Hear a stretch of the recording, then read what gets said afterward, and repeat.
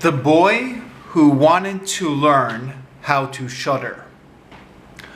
Once upon a time, there lived a father who had two teenage sons. The older son was smart and reasonable and could do anything. But the younger son was stupid and could neither learn anything nor understand anything. And whenever people saw the younger son, they said, "There's a boy who will certainly give his father some trouble." Whenever there was anything that needed to be done, it was always the older son who had to do it, because the younger son was too stupid. But the older son had one weakness. He was afraid of dark places. Whenever the father needed him to go out at night and get something, especially if it involved going past a graveyard, the older son would say, "Oh no, Father, I won't go there. It makes me shudder." To shudder means to shake with fear. But the younger son would sit in the corner and listen to his father and brother talk, and he could not understand what they meant. "My brother is always saying, 'It makes me shudder. It makes me shudder,'" thought the youngest son to himself. "But it doesn't make me shudder. I wonder why. Maybe it's because I don't understand anything." One day, the father said to the younger son, "Listen to me, son. You are growing up now, and you are getting tall and strong. You should start doing some work. Look at your brother. Your brother works very hard every day, but you do nothing. You should learn how to do a job." "Well, Father," said the younger son, "I am quite willing to learn something, if indeed I can do it. I would very much like to learn how to shudder. I don't understand that at all."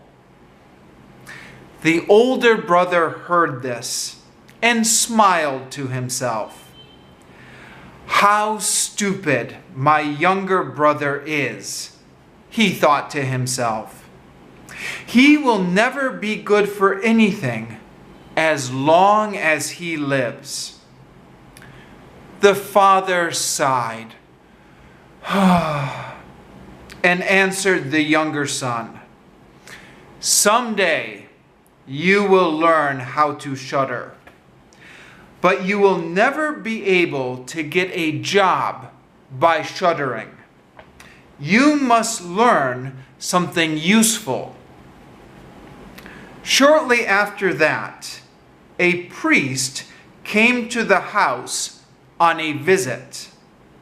A priest is someone who works in a church.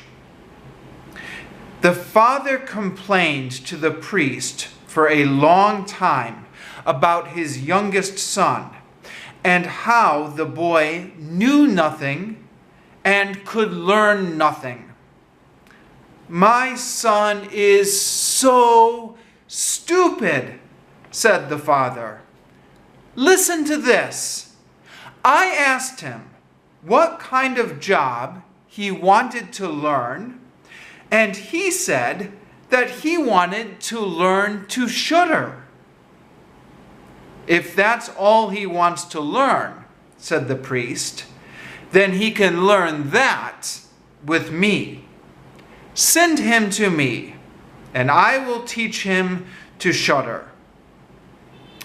The father was glad to do this because he thought, maybe the priest can teach him something useful. And so the youngest son was sent to stay with the priest in the church. Now, this church had a tower, and at the top of the tower there was a bell. A tower is a high part of a building. The boy was given the job of ringing the bell. After 2 days, the priest woke the boy up at midnight and told him to go to the top of the tower and ring the bell. This was because the priest had a plan to scare the boy and make him shudder. While the boy was going up to ring the bell, the priest covered himself in white in order to look just like a ghost. When the boy got to the top of the tower and was just about to ring the bell, he saw a person all in white standing next to the bell. This person was really the priest in disguise. "Who are you?" said the boy. But the man in white did not say anything. "You must give an answer," said the boy, "or you must go away. You should not be in the church at night like this." The priest, however, still said nothing. He was trying to make the boy think he was a ghost. The boy called out a second time, "What do you want? You must give me an answer, or I will throw you down the stairs." The priest thought, "He won't really throw me down the stairs. He can't really be that bad." So the priest stayed quiet. The boy called out to him a third time, "Speak. This is your last chance." But the priest still said nothing. So the boy ran over and pushed the priest down the stairs. The priest fell down 10 steps and landed on the bottom of the stairs, where he lay still and did not move. The boy rang the bell and went back to bed. In the morning, the priest's wife was worried because the priest was nowhere to be found. She asked the boy, "Do you know where my husband is? I can't find him anywhere. He climbed up the bell tower with you last night. Did you see him?" "I don't think so," answered the boy. "But I did meet a strange man in the bell tower last night. He wouldn't say anything, so I thought he must be a bad man, and I threw him down the stairs. Go and see if that was your husband. I will be very sorry if it turns out that it was him." The woman ran up the stairs and she found her husband lying in the corner. He was moaning. Moaning means to make a low sound when you are in pain. Oh!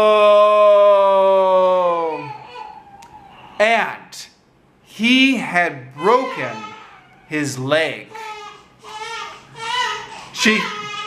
She carried her husband.